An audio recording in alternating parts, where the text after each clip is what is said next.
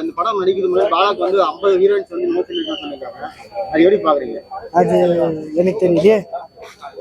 எதனால நோ சொல்லிருப்பான்னு நினைக்கிறீங்க?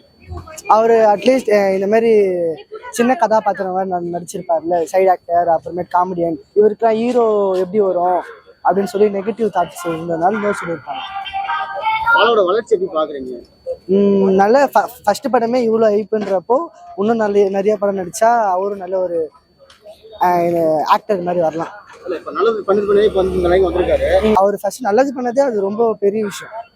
நிறைய பேர் வந்து வேணும் ப்ரமோஷன் பண்றாங்க, அதை வச்சு அவர் வந்து பப்ளிசிட்டி செய்யறான்றாங்க. எப்படி பாக்குறீங்க? அப்படின்றத விட இது வந்து ஒரு மெசேஜா இருக்கும், நீங்களும் பண்ணுங்க அப்படின்ற மாதிரி தான் இருக்கும். நல்ல ஒரு ஃபேமிலி படம், ஃபேமிலியா வந்து பார்க்கலாம், லவர்ஸா வந்து பார்க்கலாம், யார் வேணாலும் பார்க்கலாம்.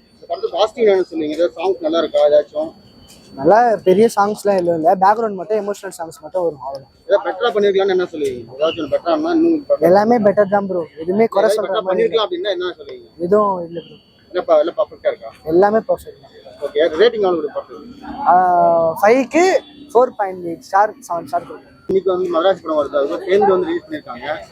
எஸ்கேக்கு போட்டியா வந்து அப்படின்றப்போ எனக்கு நான் அந்த படம் பார்த்தா தான் எனக்கும் புரியும். ஏன்னா படம் எஸ்கே படம் நல்லா தான் இருக்கும். ஆனால் இப்போ அவங்க கூட சேர்ந்து பண்ணனால படம் எப்படி இருக்குன்னு எஸ்கே நடித்த படத்தையும் பார்த்தா தான் எனக்கு சொல்ல முடியும்.